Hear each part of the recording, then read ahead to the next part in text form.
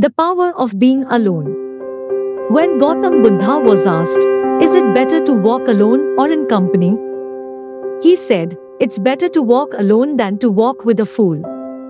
Well, that's him, not me. He was quite sure that only a fool will walk with you. So he said, it's better to walk alone than to walk with a fool. Certain lore in this country says, when you want to do a short and quick journey, walk alone. When you want to do a long journey, walk in company. But the important thing is, who is walking with you? Not always being together is a good thing. Many times being together can be a nuisance. If one does not know how to be by himself or herself, then being together can be a lot of nuisance. So, first and foremost, unless you are a twin, even then, we come alone and we go alone. If one does not know how to be by himself or herself, then being together can be a lot of nuisance. We are referred to as human beings. Human beings means every other creature is what it is, simply because of what it does. But a human being can simply be, which is a unique quality of the human being, that we can simply be, that we are not compulsive action, that's what it means. Our action is conscious and judicious, but generally when people get together, generally, people are in compulsive action. It can be an association, where there could be a purposeful action, or it can be a gang, where there can be more purposeful action, or it can be a crowd, which can be a compulsive action. So, essentially, to be human means we have reached that point of evolution within ourselves that if we wish, we can simply sit here, just be. We can consider as to what action to take, and what not to take. This is definitely individual. When individuals come together, we say it's we in plural, but still it is individuals who have to come together. To be an individual means you are not further divisible, that means you are just one. People find different ways to divide themselves, within themselves. In India, with the 10,000 years of cultural history, we have invented various words to divide ourselves. It's very common for people to talk in terms of Atma, Paramatma, Ahankara, this one and that one. But every culture has this in their own way. When things are going right, when good things are being done, if you ask people, they say, yes, I did it. When things don't go right, when things go wrong, then they will try to find somebody. If they don't find anybody, he's always there, pointing upwards. When they are very wonderful, of course they take pride in being how wonderful they are. When they turn nasty, they say, it was my ego. Mr. Ego is always a fall guy. So individual means that if I'm wonderful, it's me. If I'm nasty, it's me. All of you, are you 24 hours wonderful? No, sometimes wonderful, sometimes nasty, sometimes beautiful, sometimes ugly. It's okay. If we understand it is me who is capable of being absolutely wonderful, and it is me who is capable of being absolutely nasty another moment, then gradually the number of moments of nastiness will keep on receding. If I see what is wonderful is me, what is nasty is in India, we have many words, it's my karma. What can I do? No, you must fix this. Being an individual is very important. That means you're not further divisible. If I'm wonderful, it's me. If I'm nasty, it's me. If I succeed, it's me. If I fail, it's me. You have to fix this.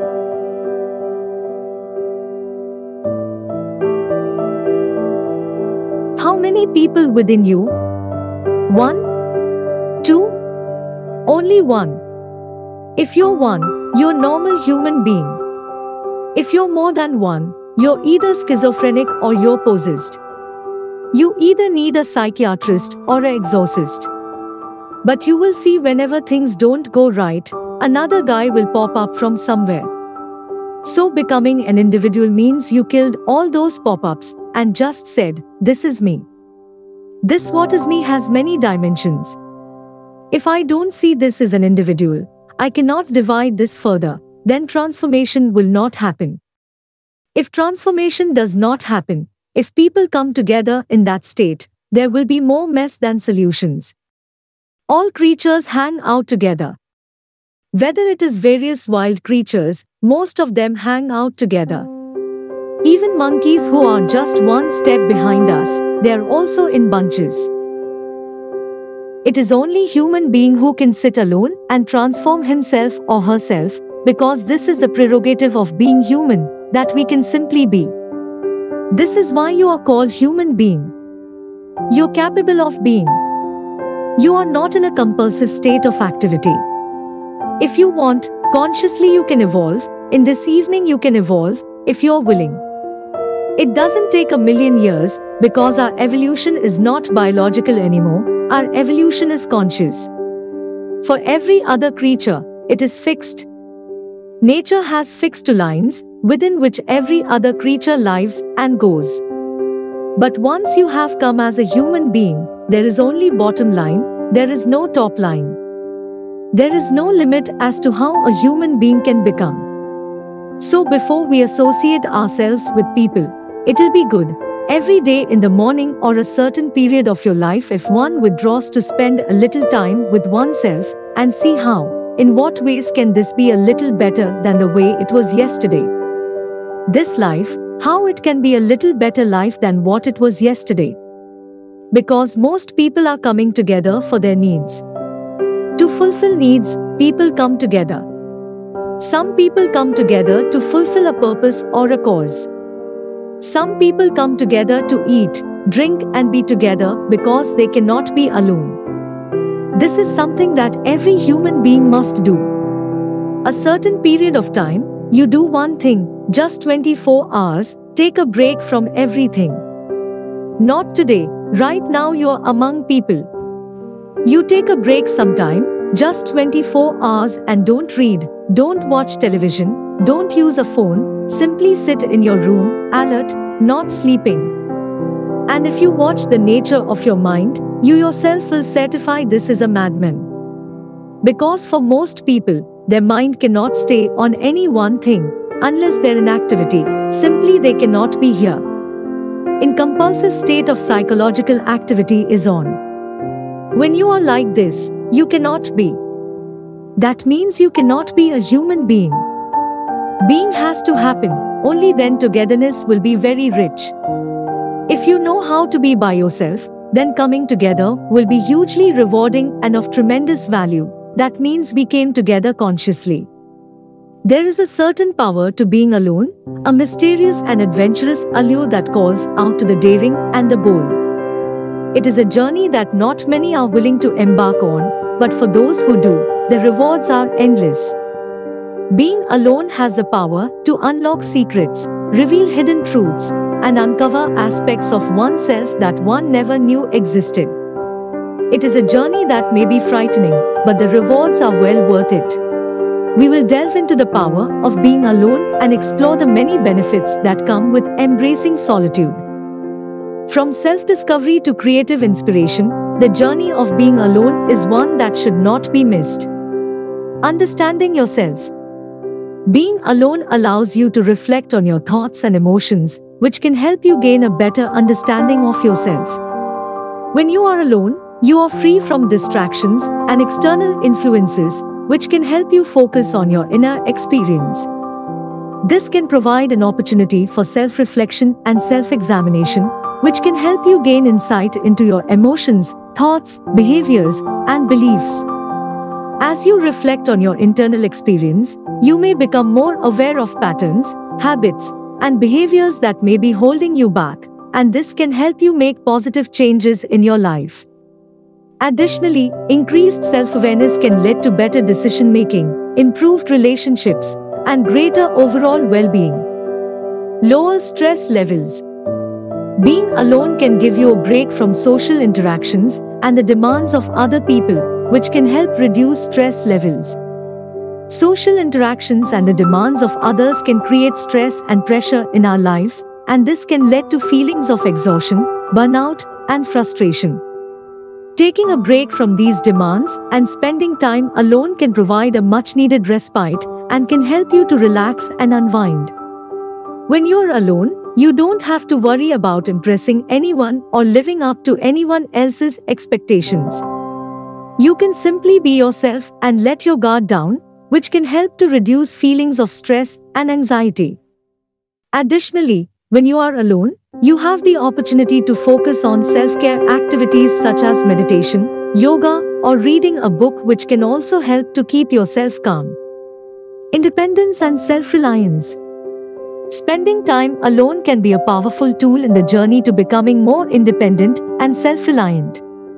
When we're constantly surrounded by others, it can be easy to rely on them for support, both emotionally and practically. However, when we spend time alone, we are forced to rely on ourselves. We have to make our own decisions, solve our own problems, and find our own solutions. This not only helps us become more self-sufficient, but it also helps us develop a stronger sense of self. When we are able to rely on ourselves, we become more confident in our abilities, and we become more comfortable in our own skin. We learn to trust our own instincts, and we become more comfortable with who we are as individuals. So, if you're looking to develop greater independence and a stronger sense of self, try spending some time alone. It might just be the key to unlocking your true potential. Increase concentration. Being alone can help with concentration, as it allows you to focus better on tasks or projects without distractions from others. When you are in a quiet and undisturbed environment, your mind can focus on one thing at a time, which can help you to be more productive and efficient. Without the distractions of other people, you can fully immerse yourself in your work and get more done in less time. Additionally, when you are alone, you can work at your own pace and in your own way, which can help to increase your motivation and engagement in the task at hand. This can be especially beneficial for people who have difficulty focusing or are easily distracted. Being alone can also provide an opportunity for deep work and can help you to achieve a state of flow where time seems to fly by and you are fully engaged in the task at hand. Finding new hobbies and interests. Being alone can allow you to have more time to pursue hobbies and interests that you may not be able to do when you're with others. When you are with other people, your time is often divided between social interactions, responsibilities, and other demands. This can make it difficult to find the time and energy to pursue your personal interests. But when you are alone, you have the freedom and flexibility to focus on the things that you truly enjoy. You can spend your time reading, writing, painting, playing an instrument, or engaging in any other hobby or interest that you're passionate about. This can help you to develop your skills, explore new interests, and find fulfillment in your leisure time. Embrace the power of being alone. In conclusion, being alone has many benefits. It allows for self-discovery and understanding of oneself, as well as a reduction in stress levels. It also promotes independence and can help in the process of finding one's identity. Furthermore, it improves concentration, allowing for better focus and productivity. Embracing solitude can be difficult, but it can also be incredibly rewarding. It's important to remember that sometimes being alone is necessary for growth and personal development.